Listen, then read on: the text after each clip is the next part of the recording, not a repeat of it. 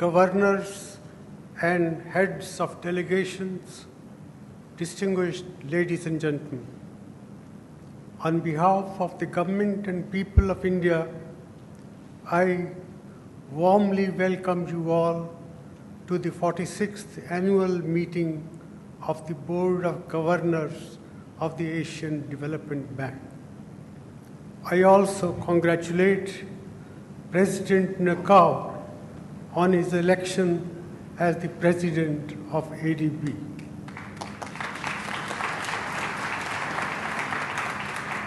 Let me also place on record not only India's but the entire region's sincere appreciation of the role that the ADB's former President Haruhiko Kuroda played in guiding the ADB over the past 8 years. Ladies and gentlemen, after centuries of stagnation and deprivation, Asia is once again regaining its primacy in the global economy. For almost half a century, the ADB has been a trusted partner of the Asia-Pacific region in general and the developing member countries in particular in this very exciting journey. You have an even more important role to play in the times to come, and I wish you all the very best. Ladies and gentlemen, the 21st century is rightly spoken of as the Asian century. In a proper perspective, this should be seen as a process of resurgence of Asia, regaining the position it had on the global stage some 250 years ago. The rapid modernization and expansion of the Asian economies is acknowledged as one of the most dramatic developments in the economic history of the world. This process has also pulled out of poverty the largest number of people ever in the history of humankind. If the current momentum continues, Asia's share in the world economy would double by 2050 and would account for over half of the global GDP. In 2013, the IMF expects advanced developed economies to grow at only 1.2%, while developing Asia is expected to grow more than 5 times faster at 7.1%. The Asian region is expected to play a crucial role in driving and stabilizing the global recovery process. The resurgence of Asia is a part of a process where economic power has been shifting to emerging economies in recent years. At purchasing power parity, emerging economies accounted for 80% of the world growth in 2012, with emerging Asia accounting for a majority of it, and China and India accounting for 35% and 10% of world growth, respectively. This trend is only likely to continue in years to come.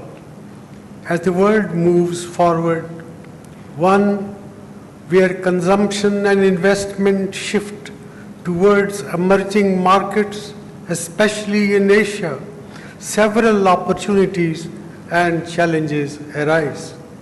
They include accommodating different models of growth, ensuring that growth is inclusive, and providing Asian countries with a voice in international fora that is commensurate with the aspirations and needs of their people. The ADB is uniquely positioned to facilitate this change and work with governments to make the world order more inclusive, fair, and stable.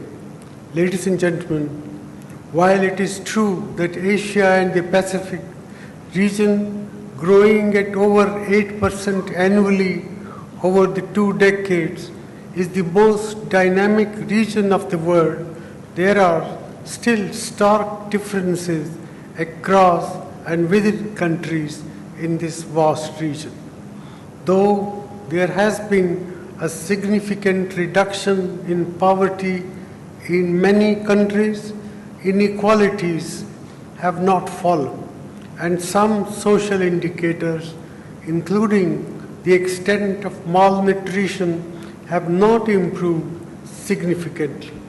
Deficiencies also exist in the delivery of public services, health, education, infrastructure development, and the protection of environment. It is time Asian economies step up their efforts to address common challenges by investing resources in areas that help to empower all sections of our people. The ADB can play an important role in this regard. With 1.7 billion people still continuing to live on less than $2 per day, poverty alleviation must indeed remain as the most immediate goal of public policies in Asia. At the same time, there should be a long-term view and a vision of an Asia beyond poverty, a vision of shared prosperity. I hope the ADB will commit itself with renewed vigor to address these challenges posed by these two different needs of Asia. Ladies and gentlemen, high economic growth is essential, but it cannot be an end itself. The benefits of rapid growth must necessarily lead to a betterment in the lives of the common people. Equitable distribution of the fruits of development requires the pursuit of development through empowerment of people. This is the key to inclusive growth. Creation of new productive job opportunities for the growing labor force is the most powerful means of empowering the people. For this purpose, skill development is the most potent instrument.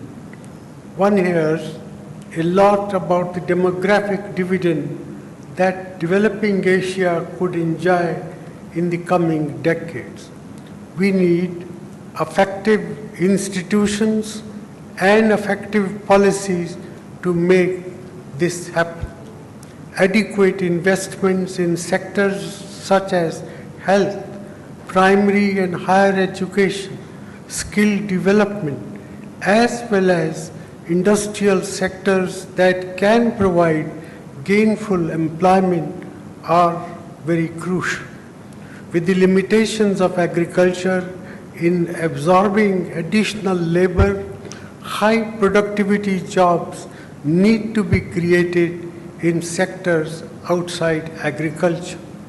This would broaden the base of economic growth and add vibrancy to the labor markets. Ladies and gentlemen, adequate investments in the much needed infrastructures require timely access to capital. As investments in infrastructure are inherently long-term and the private sector continues to be risk-averse in many cases, a concerted global effort towards infrastructure, financing and investment has to be high on the global agenda. This is where multilateral and regional development banks come in.